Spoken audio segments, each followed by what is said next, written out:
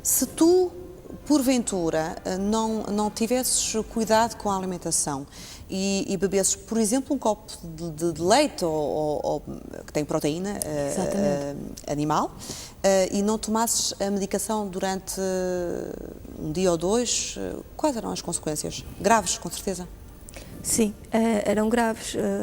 Eu poderia, se não tivesse esse cuidado da alimentação junto com os medicamentos, pode ir desde o simples enjoo até ao coma mortal.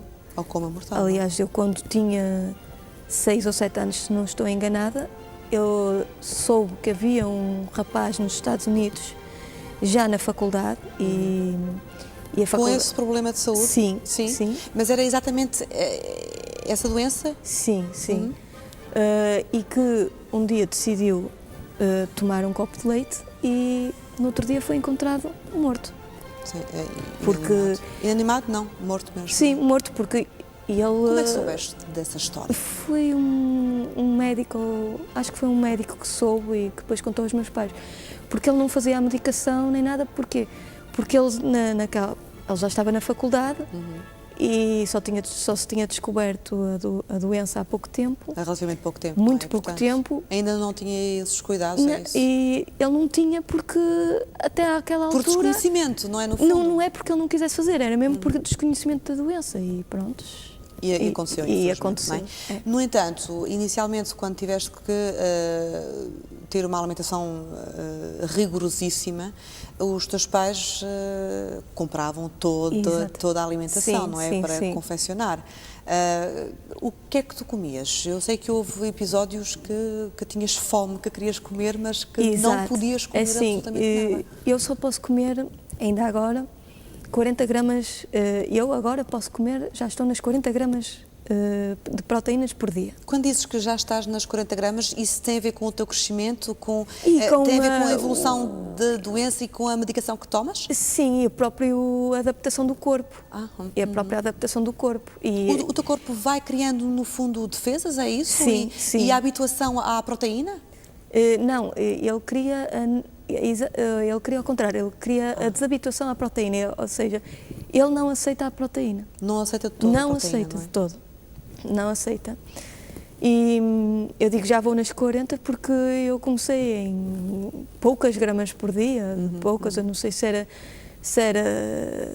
8, 9 gramas por dia, o que era muito pouco, e 40 gramas, se nós formos a ver num bife normal, para qualquer pessoa, é isso, não é?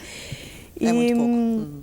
E é assim, eu antigamente só tinha as saladas, a fruta e tal, e agora mais tarde começou a haver os produtos e eu comendo essas gramas não podia comer mais, não era porque os meus pais não me pudessem dar, não tivessem dinheiro ou que não me quisessem dar. E eu... Não deviam, pois não podiam, não por uma razão económica, mas sim... Exato, e eu também sabia que não podia. E como sabia que podia, a única solução que era agarrar-me principalmente à noite, que era quando nós estamos mais calmos, agarrava-me ao travesseiro e chorava, e até houve vários episódios que eu dormia com umas primas minhas, ou que dormia com amigos, e as pessoas dizerem, olha, tu esta noite gritaste por sopa. Tu sonhavas? Tinhas sonhos? Ou pesadelos, provavelmente, não? É assim, pelo que me contam, quando eu dormia com alguém, as pessoas diziam que eu às vezes falava, ou queria sopa, ou queria isto, ou queria aquilo outro. E eu não me lembro, não é? Mas decididamente que devia ser a fome, não é? Exatamente. No entanto, dizes que tu convivias com os teus primos. Exato. E depois, provavelmente, quando as primas ficavam lá em casa, não é? À noite havia converseta e provavelmente também comiam umas bolachinhas, etc. Não podias fazer isso, não é? Não, mas... Ou dependia daquilo que não, mas não podia comer as bolachas, assim, mas por acaso tinha sempre, se tivesse tinha sempre uma panela de sopa feita, e antes de ir para a cama davam-me sempre uma sopa, qualquer coisa para eu ir um bocado mais aconchegada, e para não sonhares tanto. Exatamente. É bastante interessante falar relativamente a esta doença, até porque, com certeza, mais à frente vamos falar como é que essa doença se limita. Já percebemos que a nível alimentar limita-te bastante. O que é que os médicos diziam relativamente a essa doença? A partir de que idade? Já agora vamos... A partir de que idade é que tiveste a noção de que realmente tinhas uma doença rara e tinhas de ter todos os cuidados? Sofrias com isso, com certeza? É assim, eu não posso dizer bem que sofria, porque... De fome? Sim, sim, mas de resto não, não, porque os meus pais educaram-me muito bem. Ou seja, eles sempre me disseram que eu era diferente e que tinha que fazer aquela alimentação porque era para o meu bem, porque senão ia parar ao hospital, coisa que eu não gostava, não é? Já tinha tido episódios e não gostava nada daquilo. E ensinaram-me que eu não... Prontos. Agora, ter noção mesmo da doença foi aos 12, 13 anos. Claro que para mim foi um choque, porque estamos a entrar no início da adolescência e vêm aquelas perguntas: e porquê a mim? Sentiste revoltada relativamente a... assim, foi uma mistura de revolta, de tristeza, de muita coisa ao mesmo tempo. O porquê? Essa pergunta que muitas vezes não te foi... Exato. Não obtinhas resposta, no fundo, não é? Exatamente, e que ainda hoje, se formos a pensar bem, não existe resposta para essas perguntas. Nós aprendemos a conviver com... A conviver com a própria doença, no fundo, não é? É isso. Quando eras mais novinha, tinhas os teus brinquedos. Exato. Havia um brinquedo que gostavas particularmente e que te ajudou a ultrapassar algumas daquelas dificuldades, não é? No fundo, que tu passaste.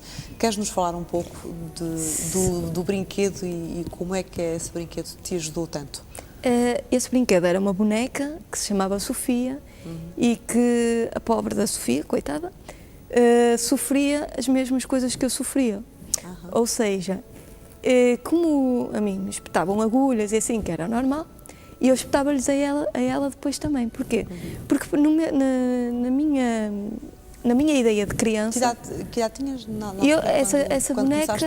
Essa boneca foi-me oferecida quando eu fui internada no hospital de Paris, por isso tinha 1 ano, mas acompanhou-me até para aí aos 12 anos. Não é? Sim.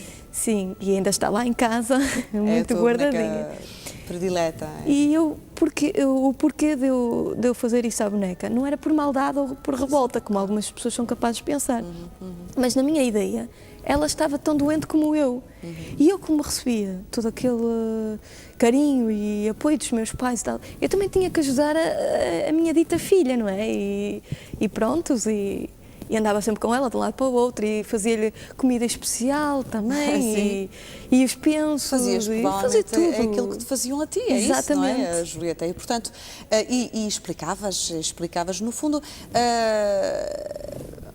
há aqui um lado didático, no fundo, não é? Essa boneca ajudou-te a ultrapassar essas diferenças, no fundo. E tu explicavas à tua boneca que era especial, que tinha que se alimentar, que tinha que fazer os tratamentos, não é? Porque podia-lhe acontecer isto e aquilo. E explicava-lhe também que a mãe e o pai gostavam muito dela e que ela tinha que ser forte.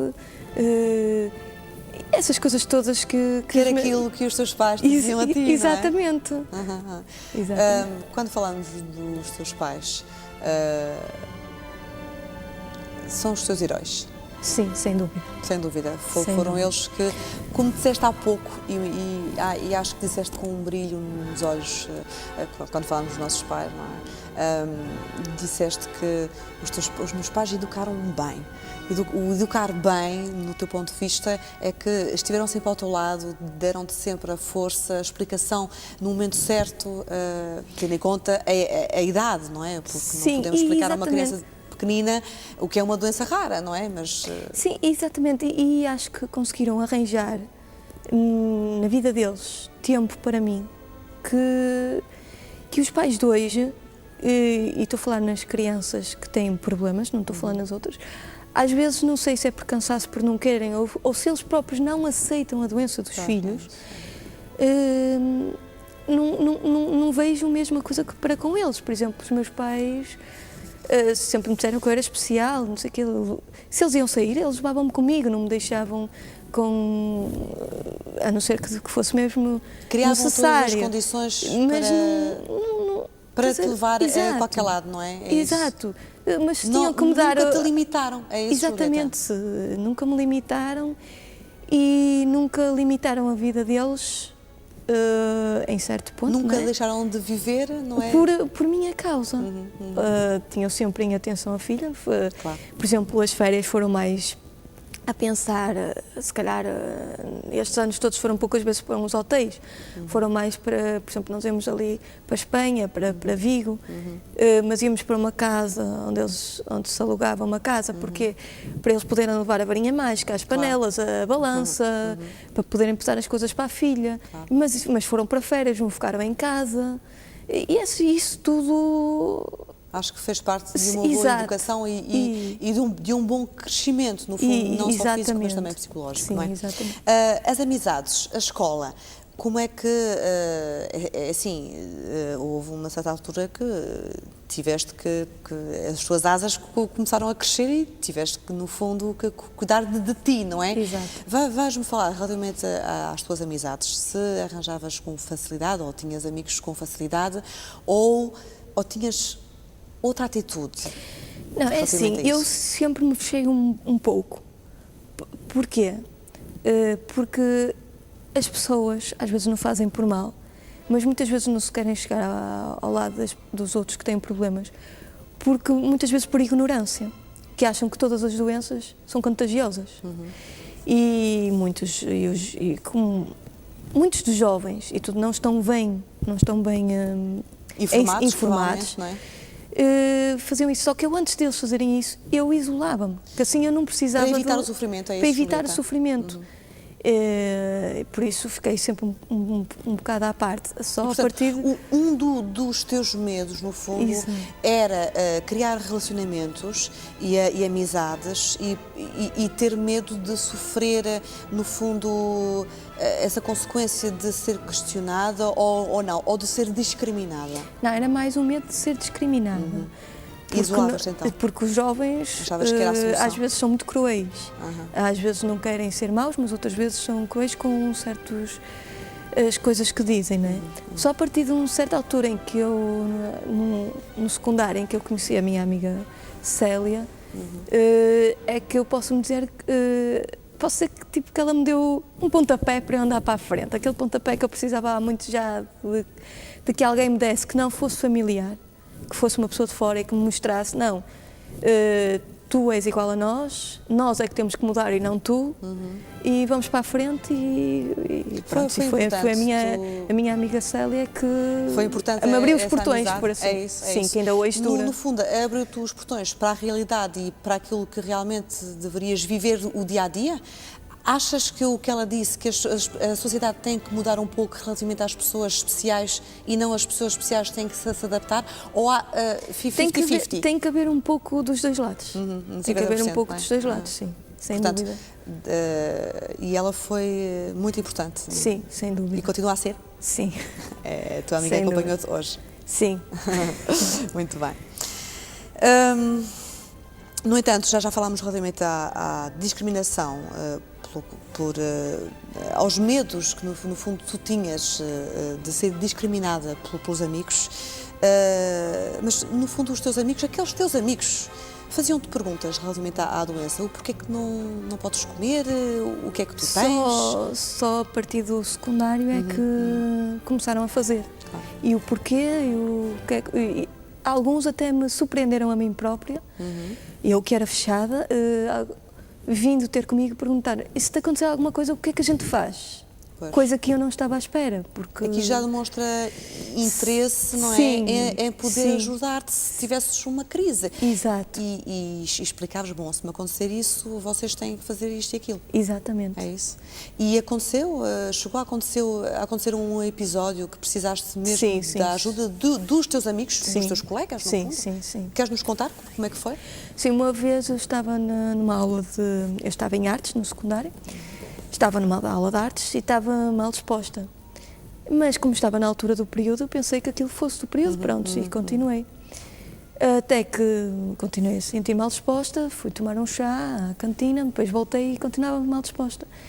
E pedi ao professor para sair da sala, porque me ia embora, porque não estava